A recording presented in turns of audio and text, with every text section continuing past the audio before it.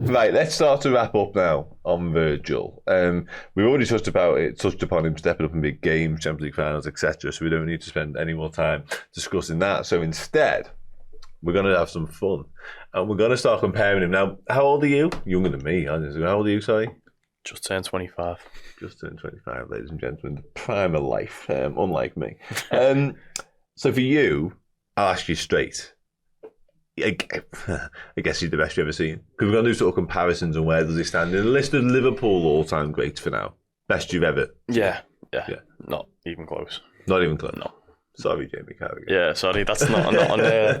I think he'd probably tell you himself, to be fair. Yeah, I agree. He definitely would. Yeah. So he's the best. He's the best by a mile, yeah. I had this conversation with my brother, actually, not long ago. Because obviously he's 34, 35, and then my dad, obviously he's got Alan Hansen and a few others. Thompson probably in. Obviously we had a bad period when I was sort of 10 to probably a lot, I can't even say. It was a while when we had. Yeah, there's the highs and lows of centre backs, I'd say. But I think it's interesting that actually when I look back to sort of my childhood, like Sammy Hyypiä, Stefan Honcho. Sammy Hyypiä was boss. He was great. He was quality, like he was. Carragher obviously was a large part of that as well, and there's loads of other names. But then obviously later, like Danny Agger, Martin Skirtle, I love and still do love Liverpool and will always champion these players. Yeah.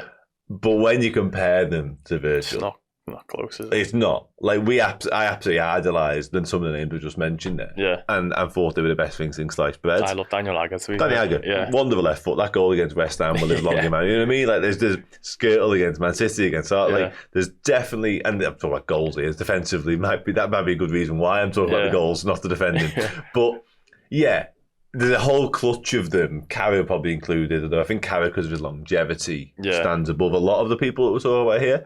Sammy Hyypiä probably quality-wise a level above some of them as well. That's what I was going to ask you, taking Virgil out, who would yours? Probably Sammy. Yeah, probably is Sammy, to be honest with you. In terms of, again, just sheer quality. Sammy, then Jamie Carragher. And Jamie probably, again, higher thought of than a lot of these, just because he was at the football club for so long. Yeah. You know what I mean? And the fact he was such a great will to win. He had that in abundance. But I think if you just boiled it down to actual centre-back quality, Sammy wins that argument. But again, there's a good old jump from Sammy to Virgil. Yeah. It's fair to say. And at some point, we'll have similar conversations around Ibou Konate. Unfortunately, the conversation on Joe Gomez will be badly, if you'll pardon this terrible pun, hamstrung by the injury situations that he's faced. You know what I mean? Because there was definitely a time, 1920 season, where Joe Gomez was... I think without the injuries, I think you are talking about him in that bracket 100%.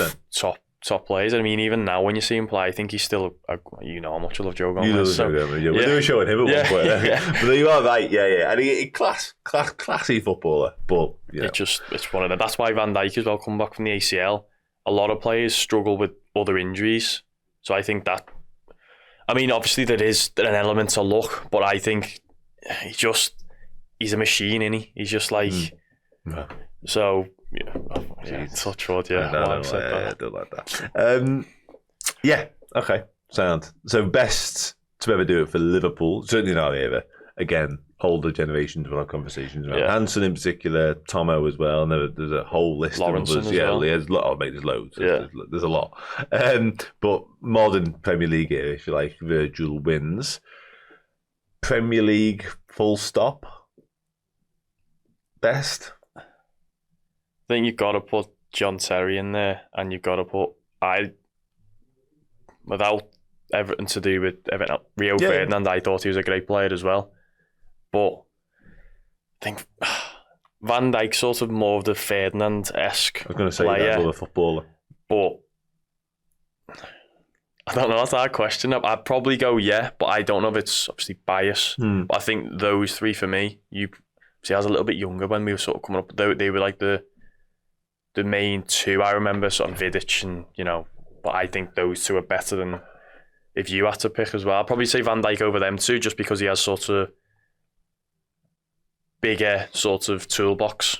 That is probably the best way of describing it. Actually, I'd say because I think the difference there is you've got two quite different styles of centre back, if you like, in terms of John Terry. And John Terry scored a lot of goals, actually, to come back to our Van Dijk needs to score more. Like, he scored a lot of goals, to be fair.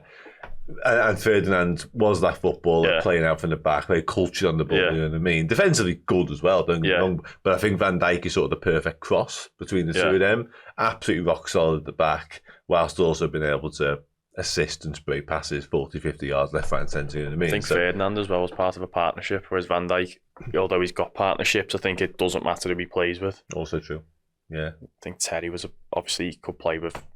Yeah, he had a few, didn't he? So yeah, Carvalho, Carvalho was a good player, very good player. Ferdinand, obviously you mentioned Vidic there. Johnny Evans would have been in that for a long time as well. Sure we'd have had more, but yeah, I don't personally, and this is biased, I don't think Vidic is in this conversation. I don't think he's in the same conversation as Terry and Ferdinand. No. And then I think Van Dijk is. I just think he's got more to his whole all-round package. Repertoire, I agree. So that's dismissed Vidic. Thank you, Fernando Torres. Vincent Kompany? I forgot about. Yeah, he's not bad, is he? He was good. He was good. We can admit it now. He's not there and doesn't play football anymore. But I think Kompany's again sort of a mix of probably not as good on the ball though, but as an out-and-out defender, probably more similar to John Terry, but both Terry and Kompany were actually better on the ball than people give credit for. No, he will, yeah. He played up to Pep Guardiola as well, didn't he? Yeah, I think Terry was quite both-footed as well. He was better. I think he gets not as much credit for actually how good he was on the ball. No, I agree. Just in your mind's eye again, when you think back, you think of John Terry putting in big sliding tackles and hurting people, and you think of Ferdinand playing. You know what I mean? It's interesting that, and obviously with Kompany, I've got to bring it up, but I hate to. I know what you're going to say. You do, don't you? Yeah. Did that though, didn't he? Yeah. He did that like, what a hell of a goal. Let's be honest. It was absolutely ridiculous. It's one of them when you see it back, you're like, what? How? Yeah. How? I mean, the reason it's okay to talk about it is because the next night we did what we did against Barca. I think, I know it's a little bit off topic, but I think we don't go and win that game. I think that bubble could be sort of burst a little when you go, we've nearly went like that long of the season in two big competitions, and then it just he does that when you're thinking it was so late on as well. Painful, wasn't it? Just a slice across the ball. Summit, mate. It was a good sight, like summit, like you've got to give it credit where credit's due. Like that is a ridiculous strike. Right, sound. Last one, his legacy. He's got to be up there in the conversation. Like we just had the conversation, and I think you talking Premier League or let's do Liverpool. And for me, listen, it's already right up there. I think Jamie Carragher, I'm paraphrasing slightly, said last night like he's already legend status at Liverpool Football Club, which is something to say, by the way, given the pantheon of legends that exist at this football club. Don't disagree, but it's still a big statement. Yeah, we don't really do legacy chats until they've gone. And this will be the same for this one as well. But, we're in the middle of a season now. A trophy or two, a big one or two, plus whatever else we can get next year, plus Van Dijk continuing to be unbelievable. We're having a serious conversation about his sort of rank in those greats, aren't we? Yeah, I think Liverpool, obviously we can't really say now, but I think he's up there already. Like, I think 10, 20, 30 years time, you're going, remember how good he was. I think he's in that talk. He's already in the Premier League talk. I think people sort of look back as well on the Premier League era, and I think when Chelsea had Samsung, we sort of had who was it? Was it Carlsberg? And someone had O2. Like Arsenal, was that a little bit earlier? Yeah, that's probably about right. When Liverpool had that collar when it was folded over like that, that was like sort of what I remember, like when we were like the top four battling. That was like in my head like the best Premier League era. But I think if you look back and like you always have like a little bit of a nostalgia. That was the word I was looking for. But I think Van Dijk, it's already been spoke about it now. I think if he wins another Premier League, another Champions League, hopefully, and adds maybe an FA Cup, Carabao Cup, I think he's going down not only in like Premier League, but I think in terms of like European, sort of great. I think you need to add a few more though for the European arguments. And one as captain would be nice. You know what I mean? Like, he's won one, obviously, but I think getting that box ticked as captain and getting into the Champions League. I think you need another, especially in the European context. I think you need another Champions League, especially as now he's captain, to say he's won one. And now he's done it as captain as well. Yeah, I agree.